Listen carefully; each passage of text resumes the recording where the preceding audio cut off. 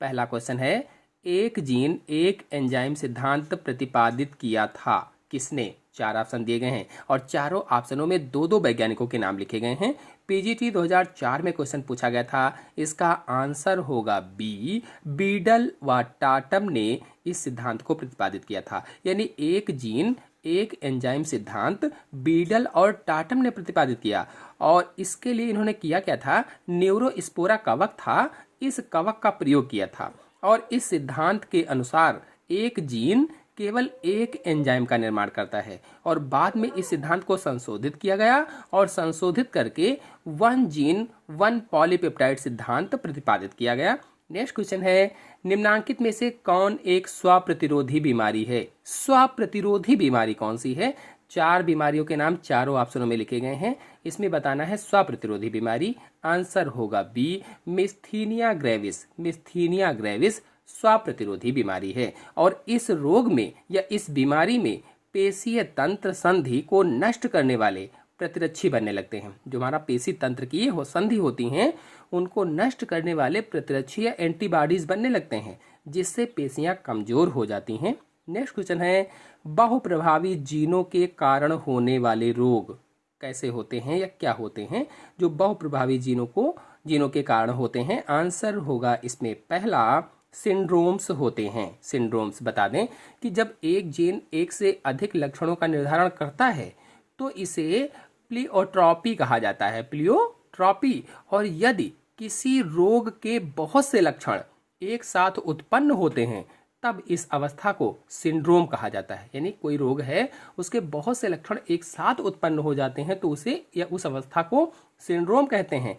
इसीलिए बहुप्रभावी जीन से सिंड्रोम उत्पन्न होते हैं। नेक्स्ट क्वेश्चन है, पॉइंट म्यूटेशन होता है। पॉइंट म्यूटेशन टीजीटी 2004 में क्वेश्चन पूछा गया था, इसमें से ऑप्शन सही होगा बी, जीन के एक बेस में परिवर्तन पॉइंट म्यूटेशन होता है। पॉइंट म्यूटेशन या जीन म्यूटेशन आप इसको कह सकते हैं। पॉइंट म्यूटेशन या जीन म्यूटेशन जीन में होने वाले परिवर्तन होते हैं, चेंजेस होते हैं, और इस प्रकार के म्यूटेशन में जीन के बेस में परिवर्तन हो जाता है, और यह मुख्यतः 2 प्रकार का होता है, प्रतिस्थापन और frame shift mutation. Next question है, जब एक गुणसूत्र में 2 जीन एक दूसरे के बहुत समीप रखे जाते हैं तो, यानी एक गुणसूत्र है उसमें 2 जीन एक दूसरे के बहुत समीप रखे गए हैं या हैं, तो क्या होगा? टीजीटी 2004 में क्वेश्चन पूछा गया था, इसका आंसर होगा बी, मुश्किल से कोई क्रॉस ओवर देखा जा सकता है। यानी उसमें क्रॉस ओवर जल्दी नहीं होगा, बहुत ही मुश्किल से होगा। कहने का मतलब ये हुआ कि जब 2 जीन के मध्य में या बीच की दूरी बढ़ती है तो लिंकेज की संभावना कम हो जाती है और क्रॉसिंग ओवर की संभावना बढ़ जाती है। इसके विपरीत जब गुणसूत्रों में दोनों जीन बहुत समीप हों, बहुत पास पास हों, तो क्रॉसिंग ओवर की संभावना बहुत कम हो जाती है। आते हैं नेक्स्ट क्वेश्चन पर, जब दोनों जनक रुधिर वर्ग ए बी के हों तो उनके बच्चों में हो सकता है। दोनों जनक रुधिर वर्ग ए बी के हैं तो उनके बच्चों में क्या हो सकता है? पीजीटी 2010 में क्वेश्चन पूछा गया था, इसका आंसर होगा बी, ए बी तथा ए बी रुधिर वर्ग हो सकता है। अगर जनक यानी माता और पिता का रुधिर वर्ग ए बी है तो बच्चों का रुधिर वर्ग ए बी तथा ए बी हो सकता है। नेक्स्ट क्वेश्चन है, मानव रक्त समूह ए बी और ओ का उदाहरण है, यानी ओ एक उदाहरण है इसके। ऑप्शन सही होगा इसमें डी, बहुरूपता का उदाहरण है। टीजीटी 2004 में क्वेश्चन पूछा गया था। यदि आप लोग रुधिर वर्गों के बारे में पूरी जानकारी चाहते हैं तो मेरे चैनल में वीडियो अपलोडेड है, आप लोग जाकर के देख सकते हैं। नेक्स्ट क्वेश्चन है, यदि किसी संतान का रुधिर वर्ग ए बी है और उसके पिता का रुधिर वर्ग ओ है तो उसकी माता का रुधिर वर्ग क्या होगा? यानी संतान का रुधिर वर्ग ए बी है, पिता का ओ है, तो माता का क्या होगा पूछा गया है। आंसर इसमें सही होगा डी, इनमें से कोई नहीं, क्योंकि ऑप्शन में दिया गया है ए बी और ओ, इसलिए इनमें से कोई नहीं होगा माता का रुधिर वर्ग। आपको बता दें कि माता या पिता में से किसी का रुधिर वर्ग ओ होने पर संतान का ए बी रुधिर वर्ग संभव नहीं होगा। नेक्स्ट क्वेश्चन है, ए बी ओ रक्त समूह के लिए मानव समष्टि में कुल कितने जीन प्रारूप संभव हैं? ए बी ओ रक्त समूह के लिए मानव की जो समष्टि है उसमें कुल कितने जीन प्रारूप संभव हैं? आंसर सही होगा इसमें सी, 6 जीन प्रारूप संभव हैं। और ये 6 जीन प्रारूप कौन से होंगे? ए ओ, बी ओ, ए बी तथा ओ ये संभव हैं। नेक्स्ट क्वेश्चन है, जीन्स मुख्यतः बने होते हैं। जीन्स किसके बने होते हैं? पीजीटी 2009 में क्वेश्चन पूछा गया था। इसका आंसर होगा पहला, डीएनए से बने होते हैं। जीन्स डीएनए के छोटे छोटे खंडों को, यानी जीन्स जो हैं डीएनए के छोटे छोटे जो खंड होते हैं उन्हीं को कहा जाता है, जो कि कई न्यूक्लियोटाइड या कह लीजिए कि पॉली न्यूक्लियोटाइड के बने होते हैं। और प्रत्येक न्यूक्लियोटाइड 3 छोटे अणुओं से मिलकर बना होता है, नाइट्रोजनी बेस, पेंटोस शर्करा और फास्फेट। यदि इसके बारे में जानकारी चाहते हैं तो चैनल में वीडियो अपलोडेड है, आपको एक बार में समझ में आ जाएगा, जाकर देख सकते हैं। नेक्स्ट क्वेश्चन है, जीन्स बने होते हैं। देखिए उसी क्वेश्चन को घुमाकर टीजीटी 2009 में पूछा गया, तो इसका आंसर होगा डी, जीन्स पॉलीन्यूक्लियोटाइड के बने होते हैं। नेक्स्ट क्वेश्चन है, जीन्स शब्द का अभिप्राय है, यानी जीन्स का मतलब क्या है? टीजीटी 2005 में क्वेश्चन पूछा गया था, तो इसका आंसर होगा डी, डीएनए का एक भाग होते हैं जीन, या कह लीजिए कि डीएनए का एक खंड होते हैं जीन। नेक्स्ट क्वेश्चन है, यदि कोई दुर्लभ आनुवांशिक रोग एक्स संलग्न प्रभावी जीन के रूप में वंशागत होता है तो प्रत्याशा होगी कि, कौन सा ऑप्शन इसमें सही होगा? ऑप्शन सही होगा इसमें सी, प्रभावित पिताओं के, यानी जो प्रभावित पिता है उसके 100% प्रभावित पुत्रियां उत्पन्न होंगी। बता दें कि एक्स संलग्न प्रभावी होने पर, पिता के रोगी होने पर सारी पुत्रियां निश्चित रूप से प्रभावित होंगी। अगर एक्स संलग्न प्रभावी है तो पिता रोगी है, उसके रोगी होने पर सारी पुत्रियां निश्चित रूप से प्रभावी होंगी या रोग की वाहक होंगी, क्योंकि पुरुष का अकेला एक्स गुणसूत्र उसकी पुत्री में ही जाता है, पुत्र में नहीं जाता। नेक्स्ट क्वेश्चन है, एक सामान्य स्त्री की शादी एक ऐसे व्यक्ति से होती है जिसके पास हाइपरट्राइकोसिस का जीन है। ऐसे व्यक्ति से हुई जिसके पास हाइपरट्राइकोसिस का जीन है, और इस दंपत्ति से एक पुत्री और एक पुत्र होता है। इसकी पुत्री में हाइपरट्राइकोसिस के पाए जाने की कितनी संभावना है? तो आंसर होगा इसका 0% संभावना है। क्यों? क्योंकि हाइपरट्राइकोसिस वाई संलग्न गुणसूत्रों के द्वारा होने वाला रोग है। जो हाइपरट्राइकोसिस है ये वाई संलग्न होता है, और इसमें कान पर बाल निकल आते हैं। होता क्या है इसमें?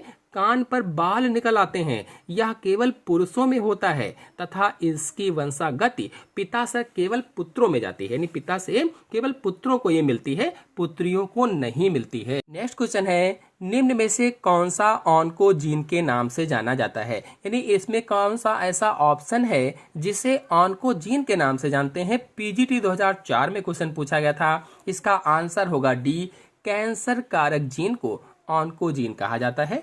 बता दें कि ये जीन्स प्रोटो ऑन्कोजीन से विकसित होते हैं। प्रोटो ऑन्कोजीन और सामान्य रूप से, यानी सामान्य कोशिका का कैंसर की कोशिकाओं में परिवर्तन, जो सामान्य कोशिका होती है वो अगर कैंसर की कोशिकाओं में बदल रही है, परिवर्तित हो रही है, तो कार्सिनोजेनेसिस कहलाता है। ये क्रिया क्या कहलाती है? कार्सिनोजेनेसिस कहलाती है।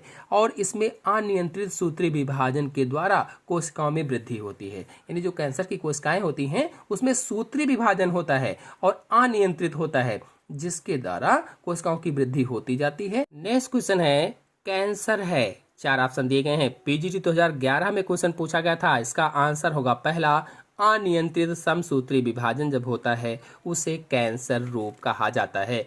नेक्स्ट क्वेश्चन है, वाई क्रोमोसोम पर स्थित तथा पिता से पुत्र को प्रेषित होने वाला जीन कहलाता है। यानी वाई क्रोमोसोम पर स्थित हो और पिता से पुत्र को प्रेषित हो जाता हो तो ऐसे जीन को क्या कहा जाता है? पीजीटी 2004 में क्वेश्चन पूछा गया था। इसका आंसर होगा सी, होलैंड्रिक जीन कहलाता है। Holandric gene. बता दें कि लिंग गुणसूत्रों एक्स तथा वाई के 2 भाग होते हैं, समजात यानी होमोलोगस तथा असमजात यानी नॉन होमोलोगस। और इसके बारे में मैंने पिछले वीडियो में आपको बताया था।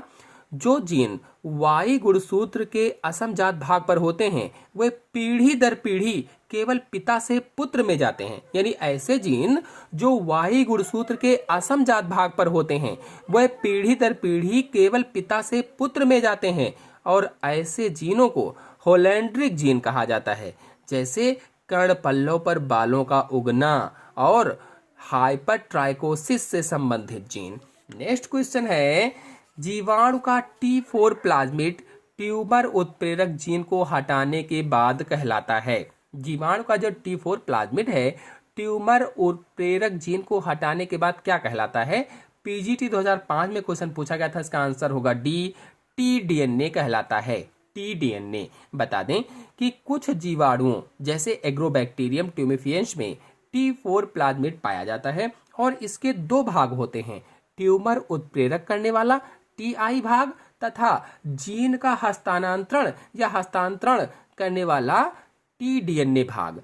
टीआई भाग को इससे काटकर अलग कर दिया जाता है, इसीलिए टीडीएनए भाग को जीन के हस्तांतरण के लिए उपयोग में लाते हैं।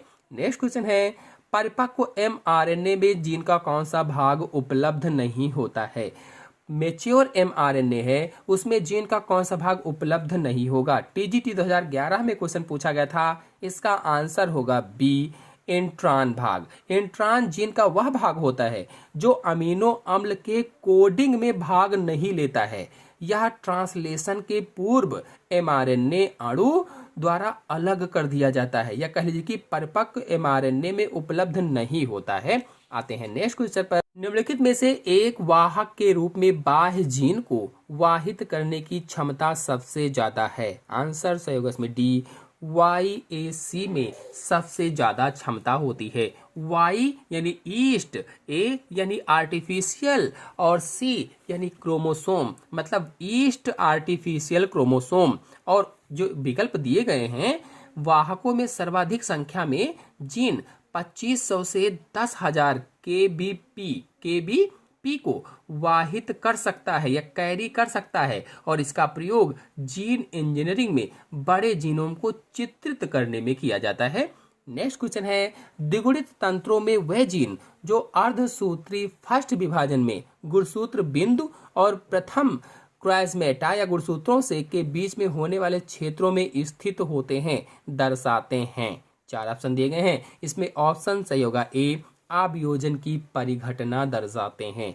आवियोजन की परिघटना। नेक्स्ट क्वेश्चन है, यदि पुनर्संयोजन प्रतिशत 10 है तो संबंधित जीन के बीच में मैप इकाई में दूरी होगी। पीजीटी 2003 में क्वेश्चन पूछा गया था, इसका आंसर होगा सी, 10 होगी। बता दें कि एक क्रॉस विनिमय के बाद बनने वाले नए जीन का प्रतिशत पुनर्संयोजन प्रतिशत कहलाता है। अगर पूछा जाए पुनर्संयोजन प्रतिशत क्या है, तो एक क्रॉस में क्रॉस विनिमय के फलस्वरूप बनने वाले नए जीन का प्रतिशत पुनर्संयोजन प्रतिशत कहलाता है, और इसी के आधार पर इसे जीन मैप के रूप में व्यवस्थित किया जाता है।